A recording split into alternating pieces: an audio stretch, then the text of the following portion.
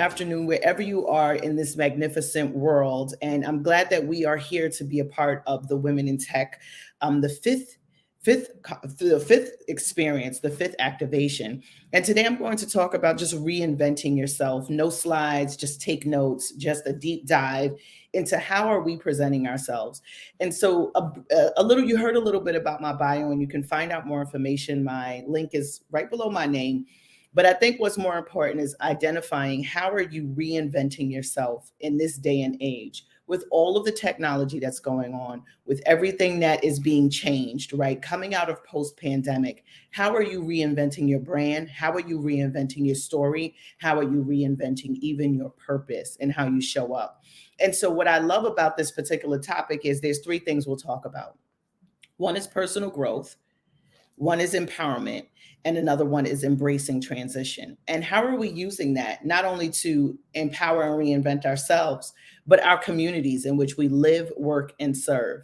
And so one of the passions that I have is just helping women in transition. And I find a way to blend not only my brand and my business, my voice and my message, but utilizing technology, utilizing my resources to reach out beyond the borders to make sure that I'm tapping into as many women that are in transition as possible.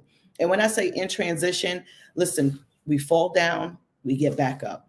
We fall down, we get back up. We try to redirect, we try to rebrand, we relaunch, we go and revisit our businesses often to say, am I missing something? Can I include anything? What needs to be added, what needs to be removed. And so what I love about this topic with reinventing yourself is really taking an edit of your life. Type that in, an edit of your life. And what I mean by taking an edit of your life, it's what's working and what's not working. Then you take an edit of your business, what's working and what's not working. And then you take an edit, right, of your personal. There's the personal and the professional side.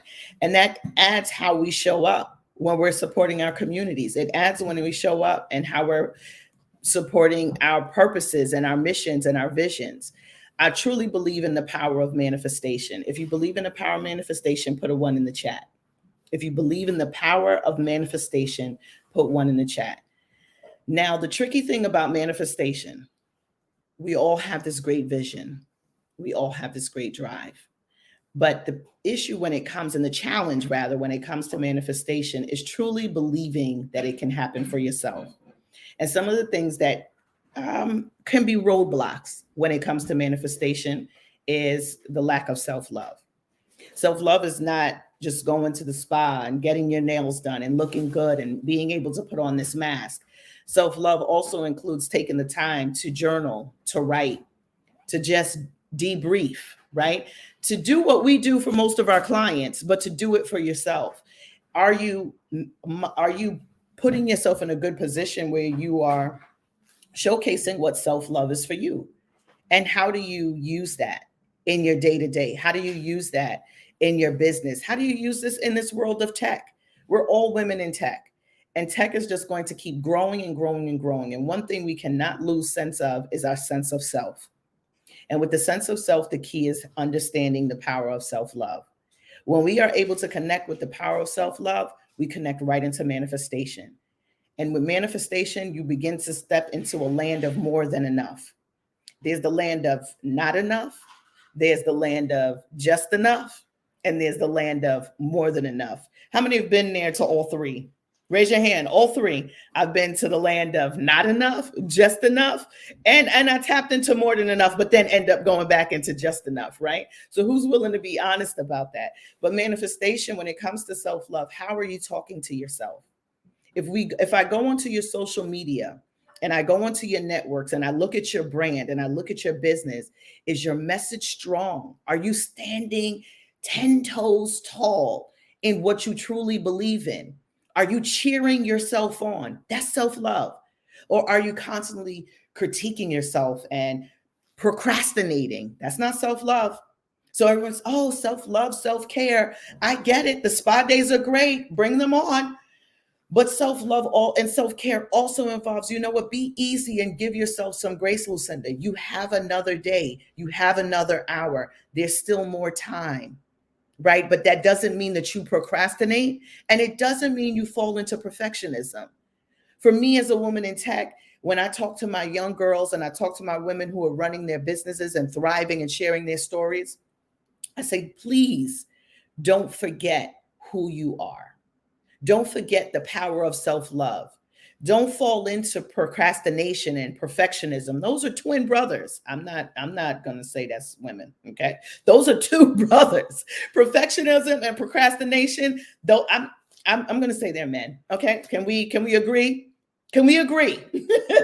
So, when I look at those two, one leads to the other. Oh, this is not good enough. This is not perfect enough. This is not right enough. This is not the right time. I don't have the right money, right? And so we wouldn't even be here today if the visionary didn't decide to just do it and take that leap. That's self-love.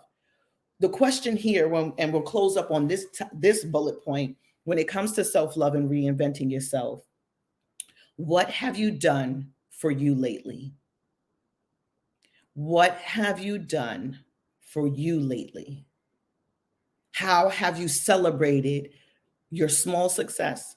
How have you even celebrated the lessons from falling down? Mismanaging money, that's a lesson. Commingling funds, that's a lesson. It's something to celebrate, because you will say, this I won't do again. I will become a better steward of my finances. I will become a better manager of when it comes to my understanding financial literacy and understanding what wealth means when it comes to building my business and my brand and my community, right? And so when we're looking at that, letting go of perfectionism, and I'm sorry to say this last one, because we do it very often, and it just knocks self-love right off the table and comes as a blockage and a wall when it comes to manifestation, is overanalyzing. It's having the meeting for the meeting about the meeting in order to have the meeting, and still not getting anywhere. Having so many notes, so many plans, so many ideas, a great starter and not a great finisher. That's lack of self-love. And those things reflect in our tech space, because it shows how much love are we putting into something that we're extremely passionate about. Not something that is someone else's, because we can cheer someone on so great, but it's about you being your greatest cheerleader, you being your greatest and first investor, the first investor and the first believer in yourself, to the point that people think you are crazy. We want them to say, are you crazy? Yeah, I am. You must have lost your mind. Absolutely. Some of us need to lose our mind because we're so caught up in the mind space of how we think things should go and how we think things should be, that we're not in a position to be of celebration and a cause for celebration. I'm telling you today, celebrate your success. I want you to, and I urge you, for those who are attending live, write it down. What are you going to celebrate? Good, bad, or ugly?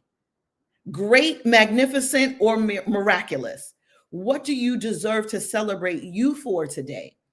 We're not waiting for anyone else to give us our round of applause, because a lot of times, many of us, and I believe I'm in a room full of leaders and teachers of teachers, we do this thing because we love what we do. We love to see how it impacts the world. And then we also love the fact that it's rewarding and it's self-fulfilling. Now, the budget and having a check connected to it, that's a bonus, right? We don't need to be, and keep in mind, passionately poor. We can still be passionately profitable. That's the key. So this is where self-love comes into play when we're looking at reinventing ourselves. Am I showing up as someone who is passionately poor? Poor mindset, poor actions, poor decisions, poor movements, celebrating others, not celebrating myself, showcasing others, not showcasing myself, constantly counting myself out, having to deal with procrastination and overanalyzing, not willing to shift my mindset to a new way of thinking because this is the way I've always done it. We have to let those go. It's part of editing your life. It's part of reinventing yourself, especially as a woman in tech. So, what are you celebrating in the chat? I want to see it. What are you celebrating? I don't care if it's, and I know this is a women in tech business, but these things fall into play when we show up online and in person, bringing back the humanness, the human touch, and the love that we bring into our work. I want to see your businesses and your brands and your passions have a heartbeat. Give your business, your brand, yourself CPR. So 1, 2, 3, breathe. 1, 2, 3, breathe. 1, 2, 3, breathe. Some of us need to revive. There's a story sitting right inside of you. What are you celebrating? Whether it's 2 pounds or 20 pounds, right? As much as I would love to have Beyonce's waistline, I'm not doing the work to make it happen. But it's okay, because I love myself as I am, and I understand it's more important to have a healthy body for me and not beat myself up on not losing inches around the waistline. It would be great for the bikini in the summer, right? But realistically, it's also great for me to have longevity and add another 10, 20 years to my life. Bullet point 2, forgiveness. Tricky one. Tricky. What does forgiveness have to do with being a woman in tech and reinventing myself? Because it's an energy source. Lack of forgiveness in one area blocks another area. I'll tell you a quick story. Not realizing that I was harboring so much unforgiveness for my father not being active in my life when I had an amazing stepfather in my life, right? But I still yearned for my father to want me as much as I wanted him, right? And I just held that unforgiveness and resentment and frustration. And for so many years, when I started my business in, don't give me the line. I started my business in 2006. It really took off in 2010. But I was holding on to this resentment, and it was just like a knot in my stomach every time I would see a picture of him on Facebook and how I was watching him build with his new wife and family. It frustrated me. I had no clue that when I went to therapy, that it released, when I released and began to forgive him and say, his assignment is complete. I am blessed. I am alive. I am thriving. I have chromosomes from him and chromosomes from my mother. They are blended together perfectly, and they've created this magnificent masterpiece. It doesn't mean that he rejected me. I don't know what happened in the past. The only thing I can do is open up the door to create a future. The minute I took those breaths and I did CPR and self-love in my life, my finances began to shift and began to make an uphill climb. I didn't realize my finances and unforgiveness were in a battle. And so then when I seen that release, I said, okay, let me make a list of people I need to forgive, because they don't even realize that while they're moving on, I'm back here with a knot here and a knot there. And that knot began to build a cyst in my body. And as soon as I started to release the unforgiveness, because what it really was dealing with was abandonment and rejection. And I looked at my business and I said, oh, I don't like to be rejected. I don't like to hear the word no. I don't. Why is this happening to me? I'm such a nice person. I give to everyone. I'm there to support. When it's my turn, no one's there. Unforgiveness. Frustration. I'm not speaking life to grow in the manifestation part of my business. And I'm not allowing myself to not even invent freely or either reinvent progressively. Forgiveness. Who do you need to forgive? You don't have to share with us. This is a safe space, right? I don't know where you are in Asia, the UK, or where are you in the US, or wherever. But who do you need to forgive? And can we make this an assignment for today to say, I am willing to release my ex-husband. I am willing to release my father, my mother, my step parents, my foster parent, my business partner, my supervisor, my child, or how about myself? If I forgive myself and say, you know what, Lucinda, I forgive you for putting you in positions and making you vulnerable to people who took advantage. I forgive you for making decisions. I forgive you for such and such. How about forgiving yourself and then letting yourself know it's okay and going back to the CPR? 1, 2, 3, breathe. 1, 2, 3, breathe. 1, 2, 3, breathe. You know why? There's checks with your name on it. There's opportunities waiting for you to fill and sit in those seats. There's doors that are just waiting for you to open them up. Not that's going to be open for you, because when we release, then we open up a sense of discernment to say, that door has my name on it. That's in alignment with my vision, my mission as a woman in tech. That's in alignment with the greater goal, the greater vision. Let me forgive myself so that I can see the opportunities I don't know that's available. And the last one is just embracing diversity, which I think we as women, we do quite well, right? But I would twist this to say embracing diversity for yourself. And what I mean by that, we need to collaborate. There's no reason why I should not be doing business in Asia. There's no reason why some of you should not be in London doing business and having business meetings.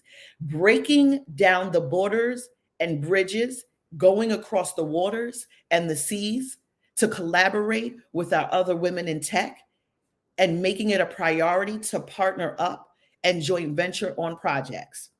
So we think we may be diversity inclusive, but when's the last time that you decided to open up your doors, your platform, your space to go beyond the borders and the bridges, to collaborate with other sisters in other countries, in other continents, in other states, in other cities, in other towns, right? So I'm excited. I'm going to the Cannes Festival in June, and I'm looking forward to just connecting with other women. And when I say who look like me, who look like light, who look like love, who look like purpose, who look like alignment.